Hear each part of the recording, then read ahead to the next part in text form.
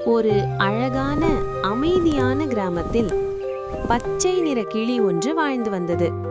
அந்த கிளியின் பெயர் மிது. மிது மிகவும் புத்திசாலி கிளி. ஆனால் ஒரு பழக்கம் இருந்தது. யார் என்ன சொன்னாலும் அதை அப்படியே திரும்பி சொல்லிவிடும் பழக்கம். ஒரு நாள் காட்டில் 2 நண்பர்கள் பேசிக் கொண்டிருந்தார்கள். இந்த ஊர்ல யாருமே நம்பிக்கைக்குரியவர் இல்லை என்றார்கள். அதை கேட்ட மிது அடுத்த நாள் அதே வார்த்தையை எல்லோரிடமும் சொல்லியது.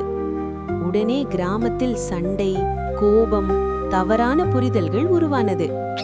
அப்போது ஒரு முதியவர் சொன்னார், மிது, சொல் வலிமையானது. நல்ல சொல் மகிழ்ச்சி தரும். தவறான சொல் பெரிய பிரச்சனையை கொண்டு வரும். அன்று முதல் மிது நல்ல வார்த்தைகளையே பேசத் தொடங்கியது. பேசும் முன் நினை, ஏனெனில் ஒரு சொல் வாழ்க்கையையே மாற்றும்.